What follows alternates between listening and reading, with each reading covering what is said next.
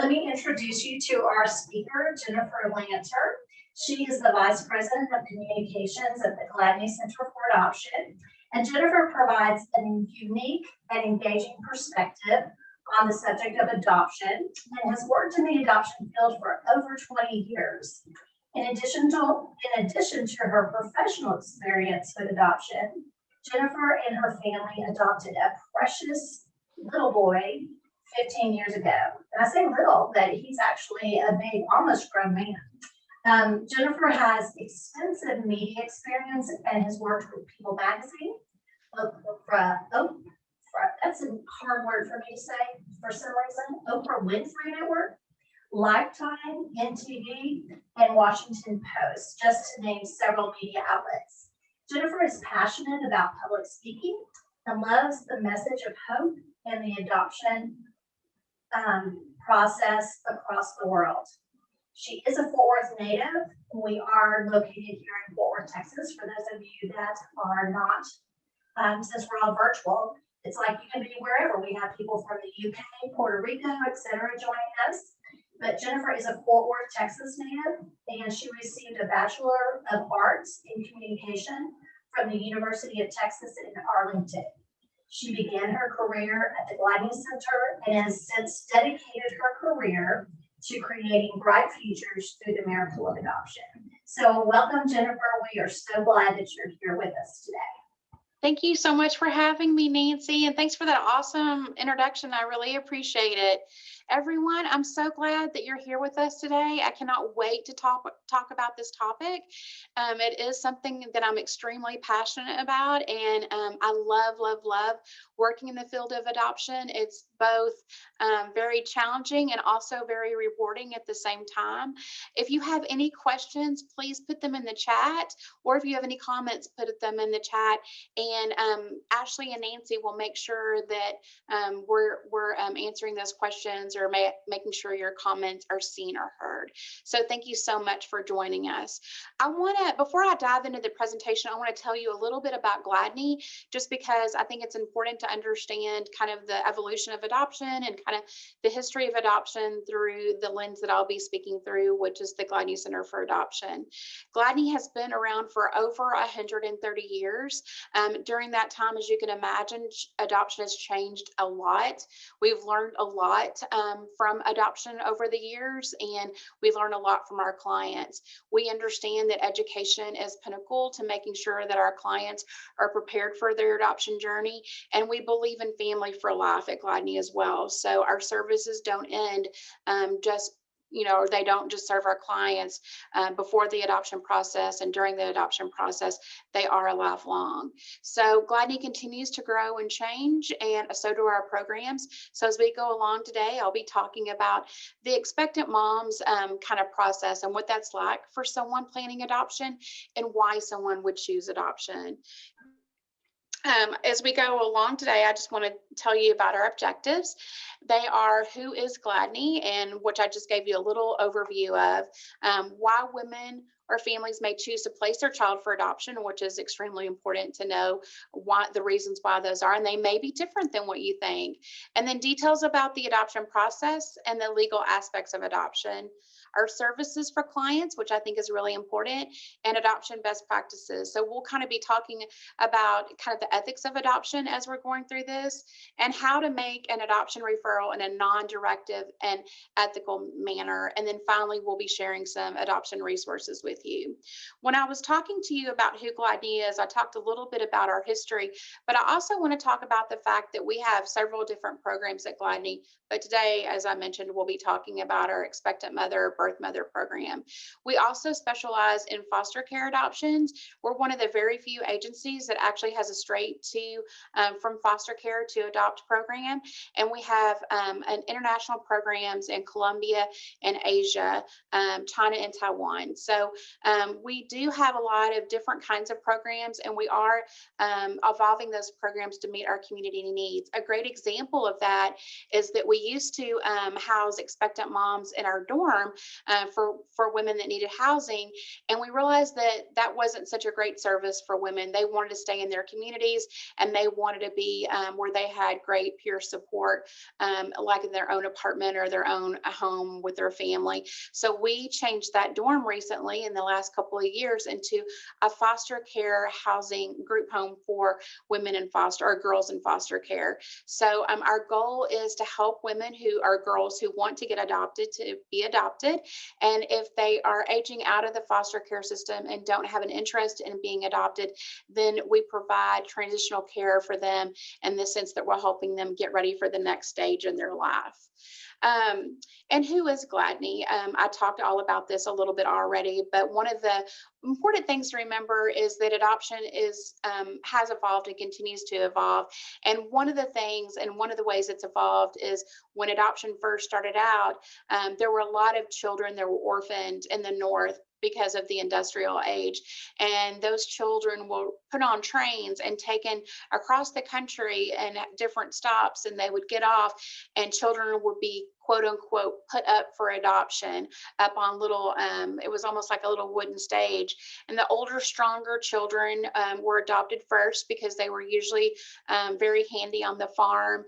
And Reverend Ozzie T. Morris, who was the founder of back then the Children's Home and Aid Society, which later became the Gladney Center for Adoption, thought this was a horrendous practice. And so for the children, Fort Worth was literally the last stop for them. And so for the children that were left over at that last stop, him and his wife, Belle, decided to find forever homes for those children. They worked tirelessly to do that. And Mrs. Gladney was one of the very first fundraisers for the agency. So she would help them raise money. An interesting note that I like to talk about is that during this time in the 1800s, late 1800s, Fort Worth was really being built, and there was a lot of nonprofit needs or a lot of child welfare needs.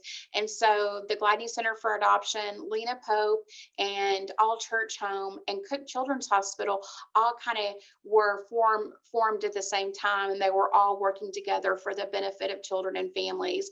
And I think that's pretty amazing.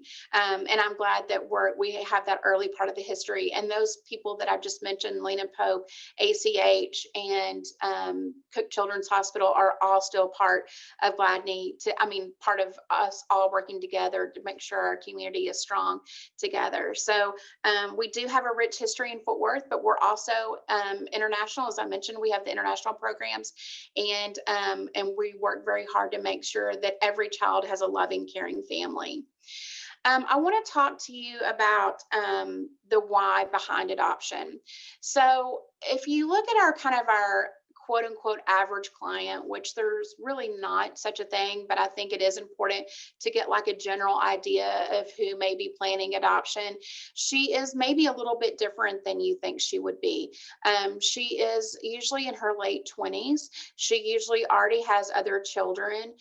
She doesn't usually have a very high education, and she may be working multiple jobs. She also may have mental health issues or addiction issues that she's working on, and she may not have a lot of support. And she may have experienced abuse and neglect herself. This is just kind of a little snapshot. Of course, we work with women from all over the country, and there are all different kinds of circumstances, but this is kind of just an average overview of why somebody would or who is kind of making an adoption plan. I want to first talk a little bit about some of the circumstances that may lead to someone planning adoption, and what that process is like for her.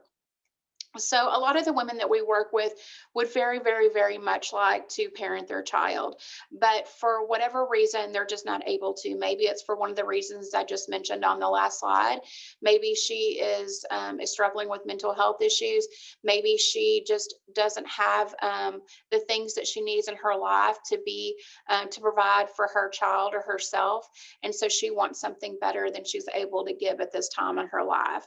I just want to say that does not not make her a bad person. The women that we work with have a deep, deep care and empathy for wanting to provide for their children. They just know that they may not be in a place to do that at this time. So what I'll first talk about as far as process goes is a planned adoption. And when you're thinking about a planned adoption, this could be at any different stage really in her pregnancy. Some women contact us from that very first pregnancy test, and other women may not be contacting us until she's already delivered. And we'll kind of talk about that process a little bit later because it's a little bit different, not a lot, but a little bit. So if she's contacting us beforehand, and a lot of women, most women that contact Gladney do so maybe even in the middle to late stage of their pregnancy. They may be trying to decide what they want to do during those first several months, and they're just not sure. And they keep going back and forth between parenting and adoption. And that's super normal and healthy. And we encourage that because it's important that she does go through the decision-making process and make a plan that's best for her and her baby. And that could look very different from one day to the next. I will say that a lot of the clients that we're working with, they can be super committed to adoption one day, and then, 3 days later, just not be sure about this is what's right for them. And this is a great time to explore all of her options. So the first thing that she may do is she may call or email or instant message us for information. And the first thing that we do is just make sure we're answering her questions and that we're helping her understand what an adoption plan could look like if she wanted to go down that road. We're also making sure that she's safe and okay, and that she's not in any immediate danger. We want to make sure that we're meeting her where she is emotionally and also physically. If she would like to meet us at, McDonald's, we're happy to do that. Our caseworkers are on standby to make sure that we can meet with clients or potential clients and answer their questions and help them understand the adoption process. During that kind of first initial meetings, maybe adoption is not right for her, and we can help plug her into other community resources that would be helpful to her if she's wanting to parent.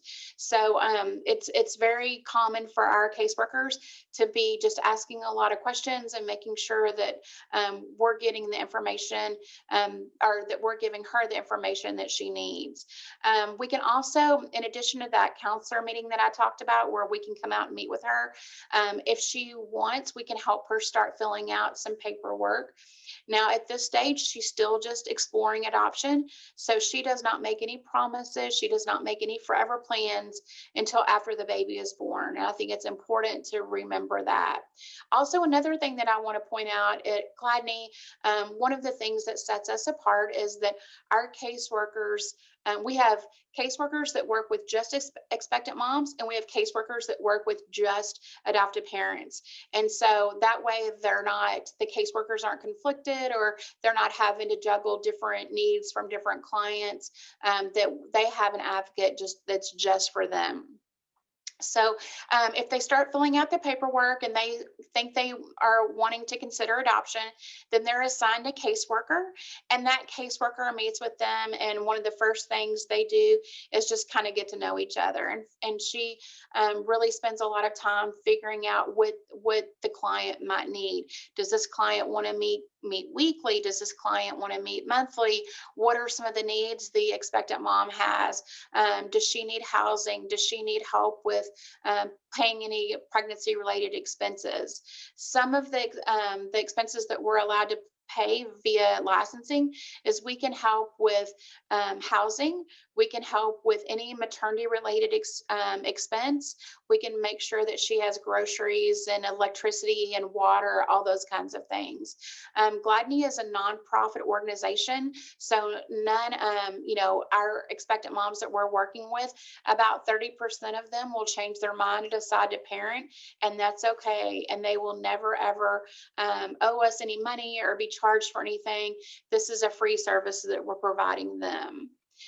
So once she's filled out the paperwork and the caseworker and the client are developing a good relationship, when the expectant mom is ready, she can start choosing the adoptive families. And the way that she does that is she can she can look online. We have a great website, gladneyadoptions.com, where we have a lot of parent profiles on there.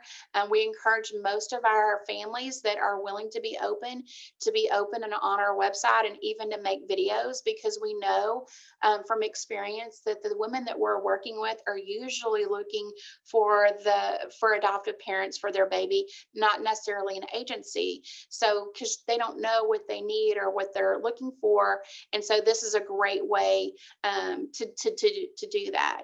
So we're helping her find the family that's right for her. She can search by religion, by where they live in the country, that kind of thing. And she's also meeting with her caseworker to talk about what's important to her. Does she want a stay-at-home mom? Does she want a same-sex family? Does she want a working mom and a professional father? Like, what are the things that are important to her? Does she want siblings? What kind of home environment do they want? Do they want like a rural environment or an urban environment? And so those are the things that they're talking about and discussing. Once she meets with, or once she finds a family that she likes, the caseworkers work together, and we set up our first, usually it's a first phone call and then a face-to-face meeting. And so that way she can get to know the family. She can ask them questions. They can talk about the openness that they want in their adoption plans together. Most of Gladney's adoptions are semi-open to open. We do very, very, very few closed adoptions, and that would be at the expectant mother's request only, not the adoptive families. So the majority of the women that we're working with want more of a semi-open to open adoption, and that means different things to different people. So for example, she may want to see the family once or twice a year, or maybe she wants, regular correspondence, but we help create that dynamic of that open adoption or that semi-open adoption, and we work on creating a post-adoption agreement together.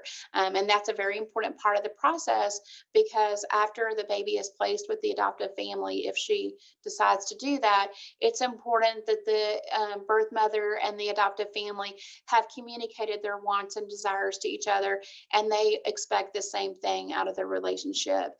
And that's something that we work really hard for.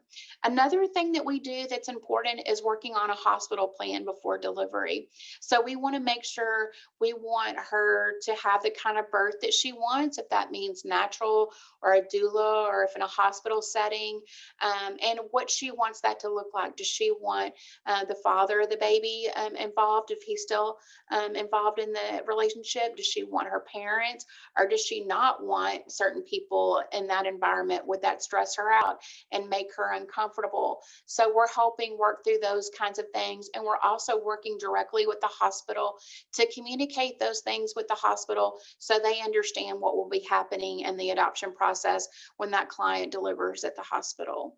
And then delivery happens, and of course that can go a lot of different ways. We, sometimes a lot of the women that we're working with, I've mentioned that maybe they already have children, so this will not be their first delivery. And sometimes, obviously, it is their first delivery.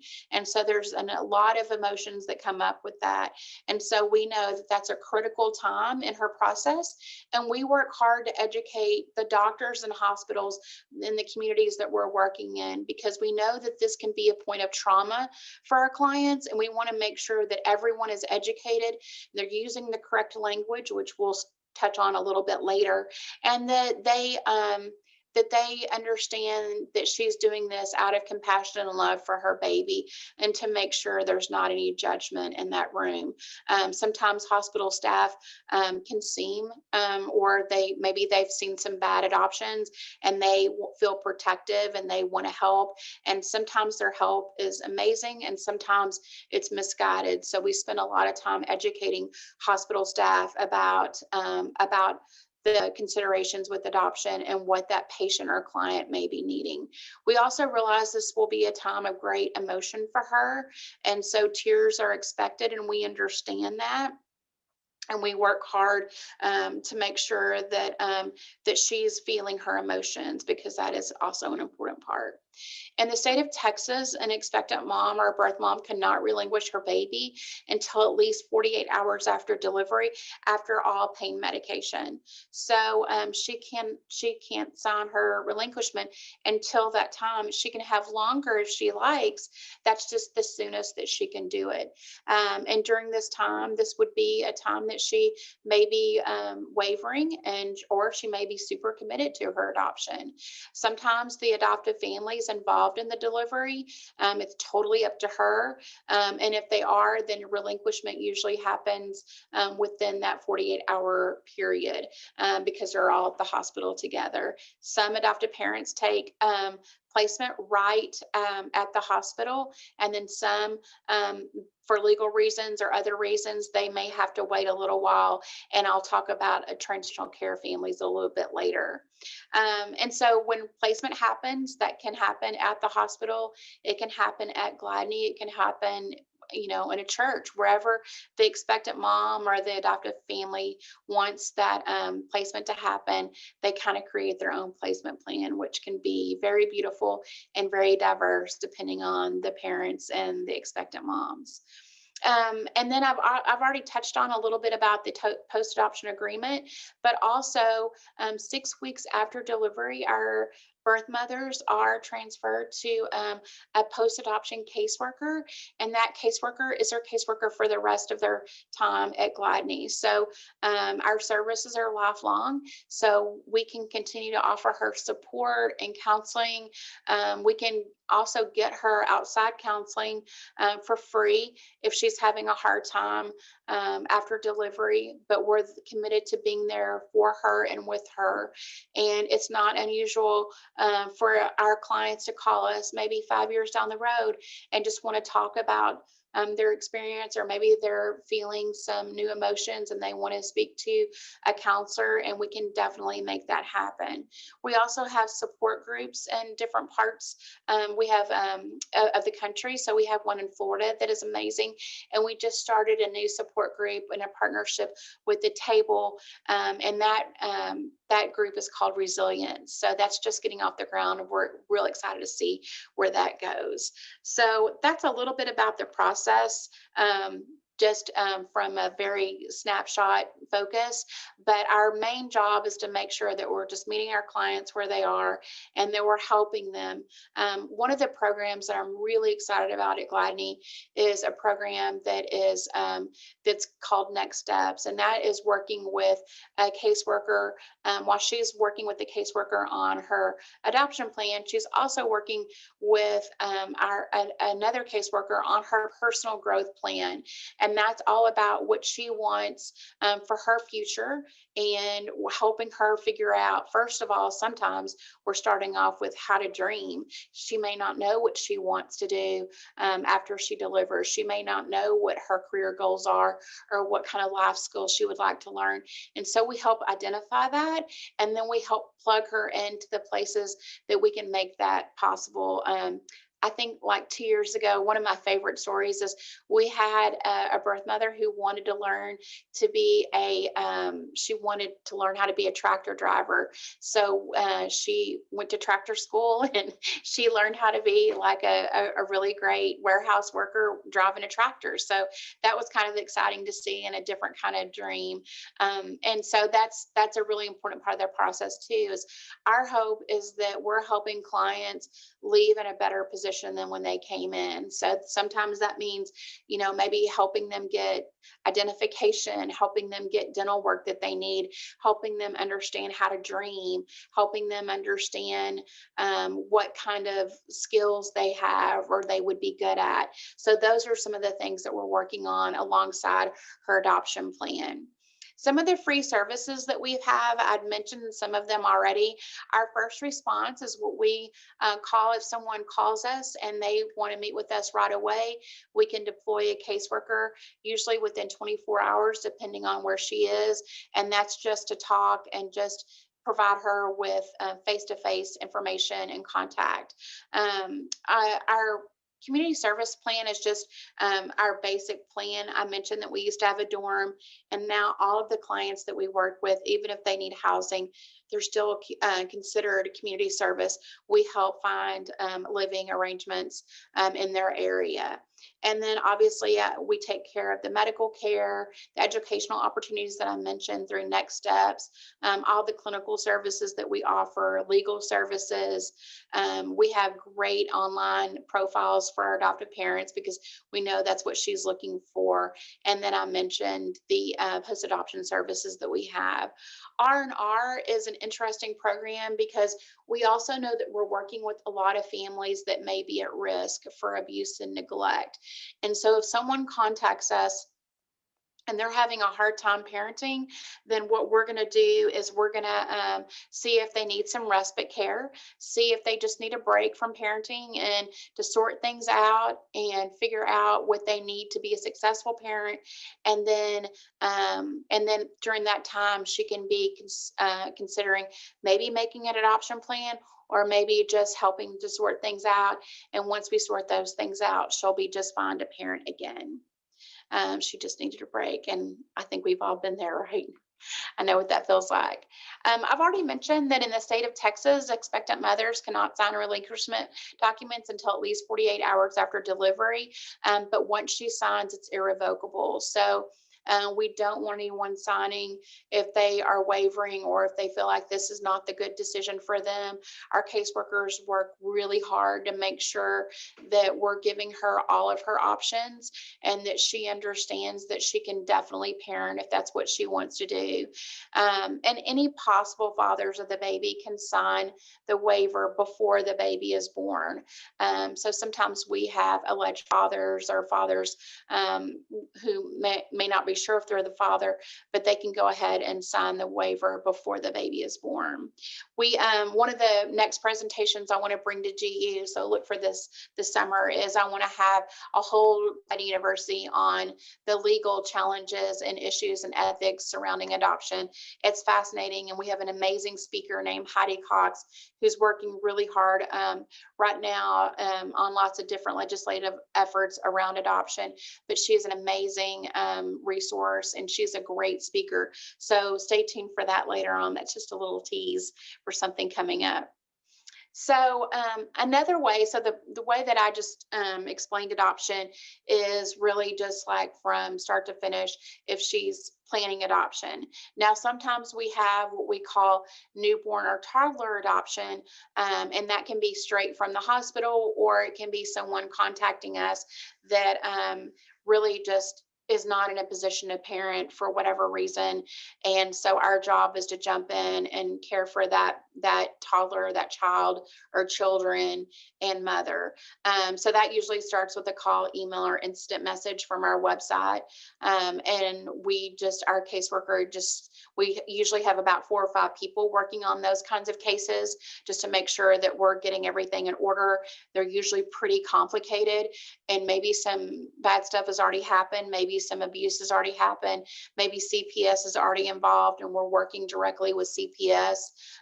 We have a great relationship with CPS and we value the work that they do, and they can be great community partners. So if I have any CPS workers out there, thank you for what you do. It's a hard job and we're very, very grateful for you. And we want to be your partner. We know the hard things that you see. So we'll just jump in and I'll start working to help her and her children and the father if he's involved. Usually he's not though.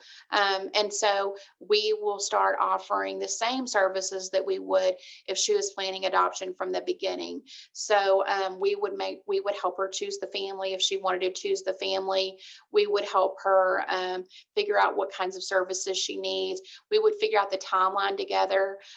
Depending on how old the child is, it wouldn't just be, just us separating everyone all at once. Maybe there needs to be a more gradual solution, or maybe it does need to be all at once because she's on the verge of not doing well, or maybe she's done something already that she's not proud of. And so we're helping her in that situation.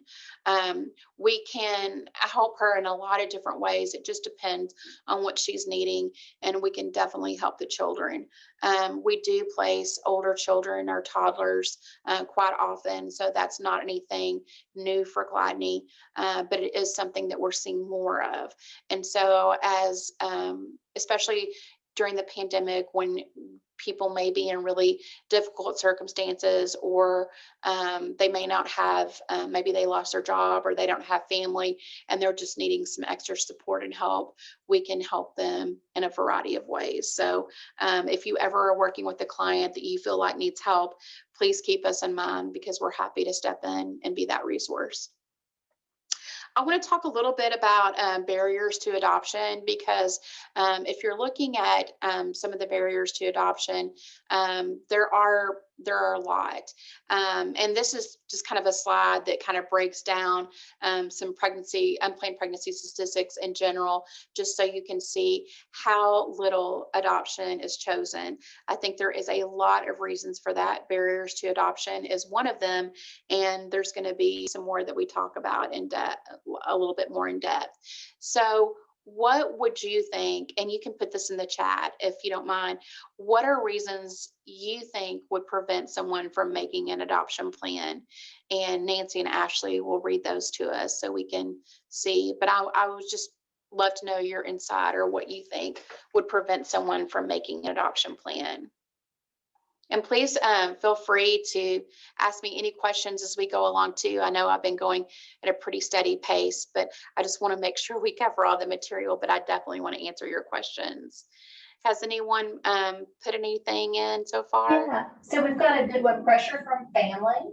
Mm-hmm. And another one, family pressures. Shamed, that's a big one. Feel like they have failed. Mm-hmm. That is a big one. In fact, we just did a video on shame. One of our expectant moms talked pretty in depth about some of the shame that she felt when she first found out she was pregnant. She was actually like a superstar student, and she was a perfectionist, and she talked very candidly about the shame that she felt. But shame is a good one. There could be a lack of education about the adoption process. And then, of course, you've heard this a lot, I'm sure. How can you carry a baby for 9 months and then, quote unquote, give it up? That is difficult.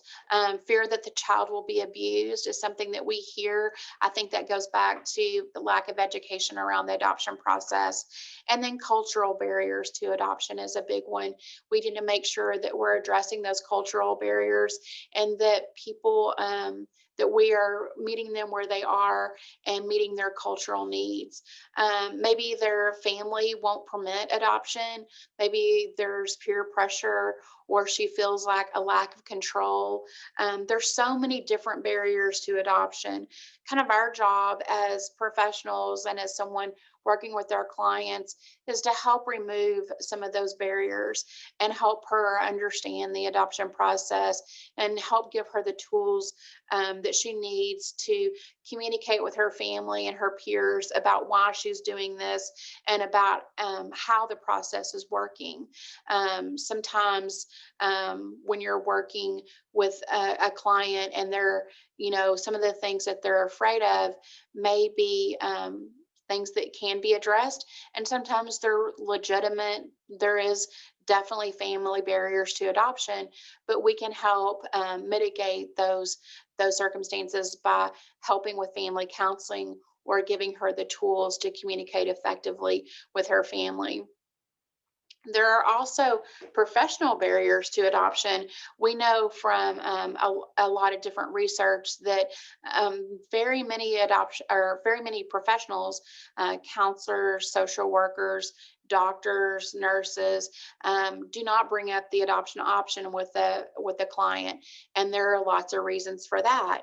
So I'd be interested in knowing, can you name some of the professional barriers that you may face in educating clients about the option of adoption? I'd love to know your thoughts.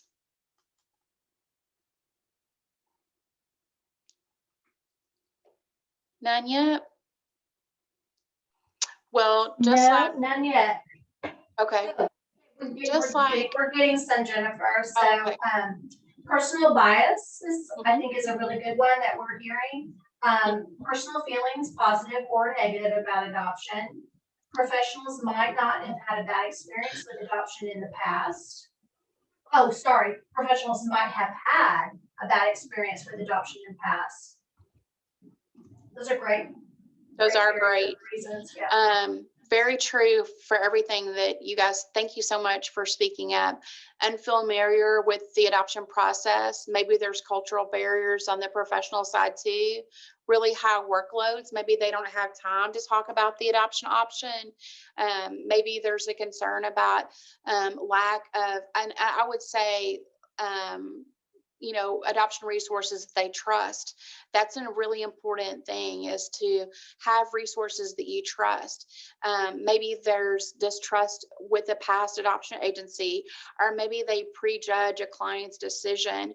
I used to be a lead master trainer for the National Council for Adoption. And one of the tools that I used, or one of the analogies that I used in my presentation, is that when someone is facing an unplanned pregnancy, many times they are given two options, and those two options are termination or parenting, and adoption is not mentioned. And I always think that's such a disservice to the client, or the patient, because if she had another diagnosis, let's say cancer, and the doctor only mentioned two of her treatment options, that would be incredibly unethical and could really impact the quality of her life, or even the longevity of her life. And so there's just no way that a doctor would only give someone, two treatment options if there were three available. And that's how I feel about adoption, is that I'm incredibly passionate about the fact that a physician, a OBGYN, any professional should not prejudge a client's decision or a patient's decision about adoption. There could be circumstances that they are not aware of in her life. And if they just mention that option along with the other treatment options, I think that it could really be opening up another world for her and providing more opportunities for her, and more choices. So I think it's incredibly important to get the education and the skill that you need to bring up the adoption option. Another thing that I want to really focus on is the fact that, and I am passionate about this too, so I'll start getting really so excited when I'm talking about it. But if parents aren't prepared to parent, that doesn't make them a bad person, right? We see that all the time. Maybe they don't have the resources they need. And adoption can be the prevention to abuse and foster care, if you think about that like that. I often, when I'm educating nurses and doctors in the field about the adoption option, I'll kind of make the analogy of, if she's in the hospital and she's not made a parenting plan and she's not sure what she wants to do, it's an amazing time to bring up adoption, because at that point she could still choose the adoptive family. Nothing bad has happened. No one's been hurt or injured or neglected. And so they, at that moment, have almost like a chance to provide a whole nother option to her. And she could go down a whole nother road that she didn't even know existed. And so that would prevent any abuse or neglect from happening. So I think it's important that people understand adoption and understand how to talk about it. It's not a shameful thing. It's not a negative thing. It is something that is providing multiple people with multiple options. And adoption looks so different today than it even did 20 years ago. So that's my personal passion of we should be talking about adoption in these different settings, because there's nothing wrong with it. Gladney absolutely believes in family preservation, and when a family can be together and they can be together healthy, that's an amazing thing. But when that's not possible because of different circumstances, then there is another amazing option, and that is adoption. But but I think the more we know, the better we can do, right? And so when we talk about these barriers to adoption, and there are a lot of them, I don't want you to think that I'm saying this is an easy choice and it's right for everyone, because I absolutely do not believe that.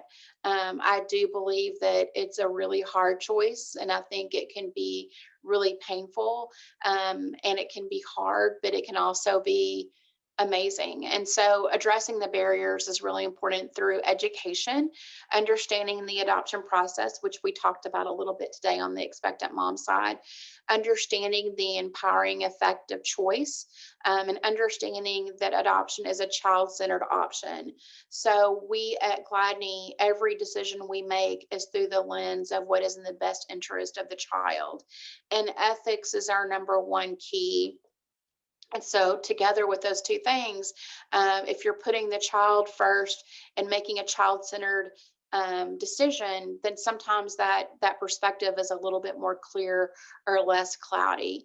But it's also important to utilize accurate adoption language and to utilize adoption resources. There are so many out there, you guys. Great resources. Gladney has obviously lots of different resources, and I'll have a slide at the end with what those resources are.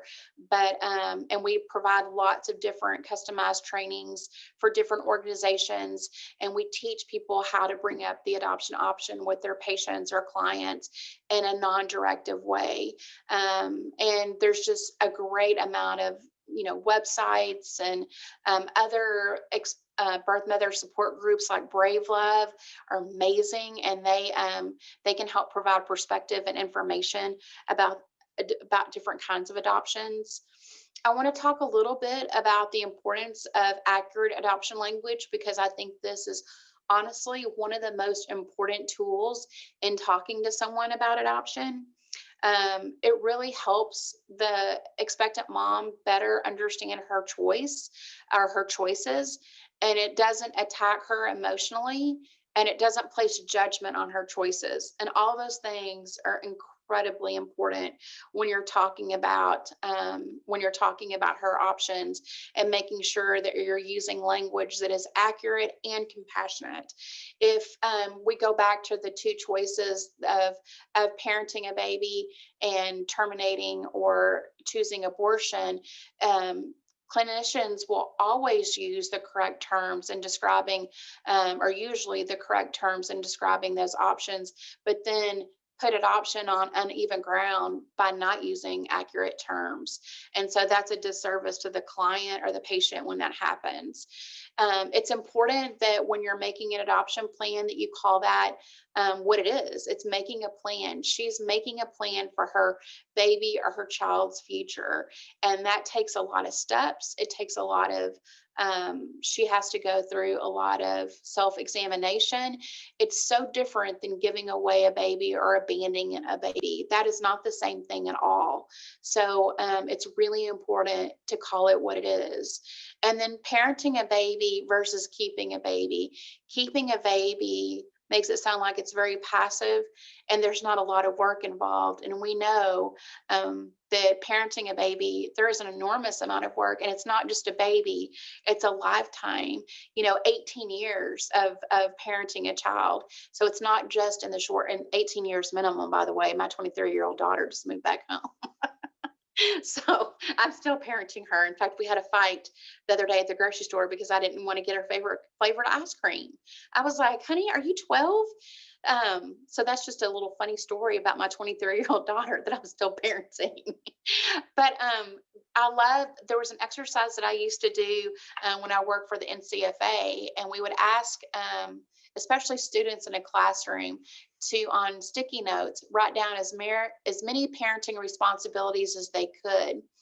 And it was so funny because they would always they would get stuck after 10 or 12. So they would always do like feeding, changing the baby, bathing the baby. But after that, they didn't really know what else to expect. And so that just shows you the lens that they're looking at of what parenting really means. it's not just 10 or 12 little steps that you do.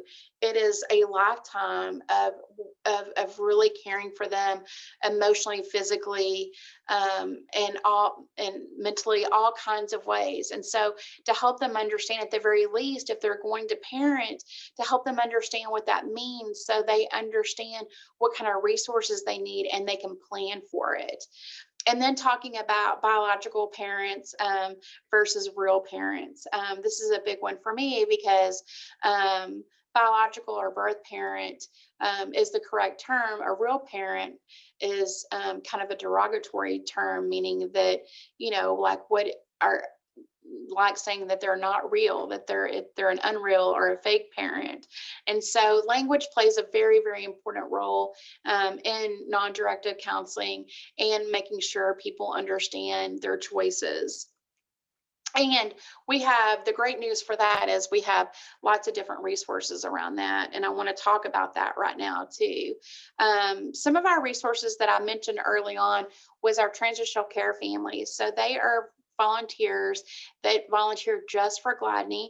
They're licensed by the state though. They have to go through the same training and education as a foster care parent, but they care for the babies in between, or the children in between the time a birth mother signs her relinquishment until placement can happen. They provide all the nursery equipment for the babies they take care of. They take the babies to the pediatrician appointments. They take them to their hospital visits if they are staying in the hospital, or and they come and stay with them, and they'll do the skin to skin contact if for some reason the adoptive parents haven't been located for this baby yet, or we haven't been able to complete an adoption. They also keep notes about the baby. So kind of a fun thing that our adoptive families like to say is that when they adopt a baby who's been with a transitional care family, that their baby really does come with instructions because the transitional care moms do a great job of making sure that they're taking detailed notes, and that they have a feeding schedule for that baby, and they know what formula that baby likes, or what formula the baby may be allergic to, or if it's older children that they're taking care of for the time being, they can know what kinds of things are important to those children. So transitional care families are very, very important in the process, and we're very grateful for them. Gladney also has a special needs special care program. So obviously we do have babies that are born with special needs, ranging from genetic special needs to maybe the baby is born with some opioids in their system, or something like that. And so we have a whole program dedicated to special needs babies, and we have very special parents that sign up just to be special needs parents. So if you ever are working with someone and they have a special needs baby, please know that Gladney has a very special program for them, and we're proud of that program. I've already mentioned our respite program, but the slide just gives more details about that program. But our clients are assigned a counselor, and it's short term, usually within 2 to 3 weeks, but they figure out what the challenges and the barriers are to the parenting, and figure out if we can overcome those barriers and challenges with our resources that we have in the community, or other additional support. And then if that is not possible and they decide they want to make an adoption plan, we can help with that too. So this is a growing program, and please know this is in existence for women who may need a break, but who are also interested in exploring adoption. We have lots and lots of resources for you guys. So we have a great brochure called The Brave New World of Adoption. We have a really great journaling your next steps that's about to turn into another resource we're in the process of creating, called a pregnancy planner, that will help with their pregnancy plans, and also asking them to journal and asking them open-ended questions We have a great handout about our R&R program that I just talked about. We have a great handout on accurate adoption language. Brave Love is an adoption community. You can find them on Facebook and Instagram. They are amazing. If you're not following them, I highly suggest that you do. And then our own website, gladneyadoption.com, has just had a little facelift, and it's really beautiful, and there's a lot of great information on there. We also have adoption.org, which is kind of a more generic website about adoption, but it has some great information on there. And then I mentioned our Resilience Birth Mother Support Group. That's great. One of the things that I want to mention before I leave you guys is that when you're talking about adoption with someone who may be unsure of what they want to do, a lot of times people are very hesitant to bring up the adoption option because they don't want to offend someone. But it can be as simple as a question. Can I ask you if you've considered adoption? And that just opens up the door to so many different conversations, because if they say no, then you can talk to them about what adoption is like today. You can do your homework and find some adoption agencies that you like and that you trust. You can ask questions of them, get to know their staff, get to know how to refer a client to them. And you can feel comfortable making that handoff or that transfer. But it starts with asking a question. Have you considered adoption? And if the answer is yes, then you can talk to them about your resources, share those resources, bring up a website, show them a video, and you can talk more about that, and you can help them figure out the next steps for that. If they have not considered adoption, you can do the same, almost the same path. Just tell them that you've recently attended a training and that you've learned a lot of, hopefully you've learned a lot about adoption in the process, and helping them understand where to get more information and to at least just consider it, because it's a lot different than they may think. After this training, we're going to send you a video, and I hope you do go on our website and check it out and get familiar with all of our different programs and the resources that we have for expectant moms or someone who's already parenting. But just know that we're here for you and that we're happy to answer any of your questions. Our 1-800-GLADNEY number is accessible every day, 8:30 to 10 p.m. And I've mentioned our website, and our email address, hello@gladney.org, can be very helpful too if you have a question. I've left a little bit of time on purpose, just in case anybody wants to ask any questions, or if there's something that I didn't touch on that you would like me to, I'm happy to do that. I want to just make sure that I get everything answered for you guys. And I'm very, very grateful that you tuned in today. Thank you so much for supporting Gladney University. We have some great trainings coming up, including some ethics trainings that are, we had to reschedule our February ethics trainings due to our amazing blizzard in Texas, but those have been rescheduled, and we have some great things coming up. So please let me know if you have any questions right now. I'm happy to answer them. And if not, as soon as we sign off, you should be getting a link, and you can fill that out to get your CEUs. Nancy, do we have questions? No? Okay. You're on mute, Nance. Mute. I love speaking all the time, and I, you know, it's that mute button that gets me every time. We don't have any questions yet, but if you all have any for Jennifer, please go ahead and put them in the chat and send them on. Also, you can put them into the Q&A, and I've got both of those pulled up. I have one person that has their hand raised, and I don't know if they meant to do that or not, but if you could type in your question, that would be wonderful, and we will try to get that answered for you. In the meantime, I just want to, Jennifer, thank you so much for this great training. I really enjoyed hearing the history of Gladney.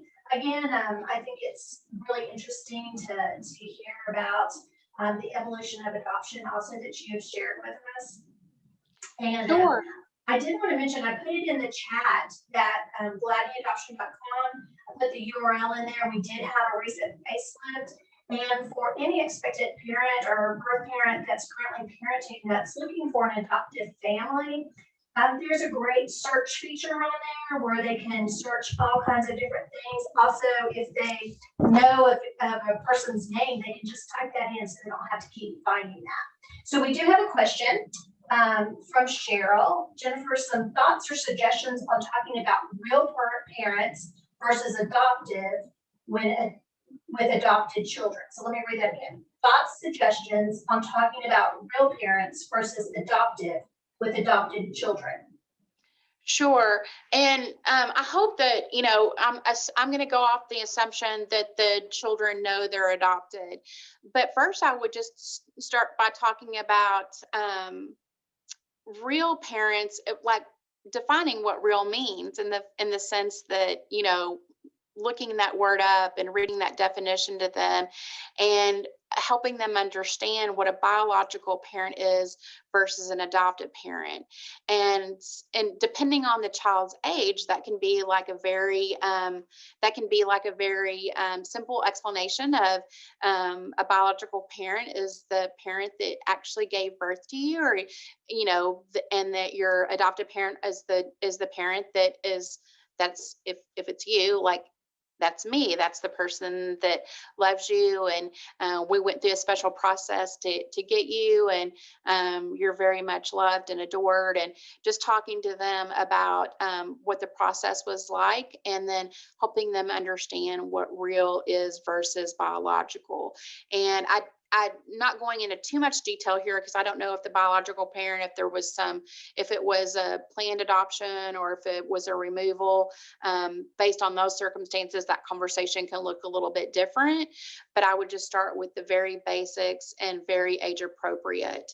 And also on our website, we have some great books for talking to children about adoption as well. Anybody else? Great, thanks. No, we're just getting some thank you. It's very interesting and we appreciate you. So thank you for that. Any other questions, feel free to type them in here as I go through some housekeeping to wrap us up. Just want to remind everyone that if you are requesting CEUs for this presentation by Jennifer, that we're happy to provide those for you. We just need you to fill out the evaluation form. When you leave the webinar in your web browser, the evaluation form will pop up and you just fill that out. Also, if you miss that, or sometimes it doesn't pop up for people, then you will get an email tomorrow around 2 p.m. Central Time, and there will be a link. Zoom calls it a survey, and it will be at the top of the email. So you just click on that, and you can fill out the evaluation, and we'll get that. And then we will send those out within 7 to 10 business days. If you'll give us the time for that and the grace for that, we would appreciate it. And you can always email adoption@gladney.org if you don't receive, and we are happy to look into that for you. Also, we have lots of upcoming trainings that are going on, the 2 ethics that Jennifer mentioned, and then we'll also have a child abuse training that will be coming on April the 6th. All of those can be found at gladneyuniversity.com. So go on over there and register. There's also a place where if you want to be kept up to date on what the trainings are, that you can sign up for that and you will be emailed those. So we really appreciate it. Thank you once again, Jennifer, for a great talk. We appreciate you, and thank you guys for attending another Gladney University training.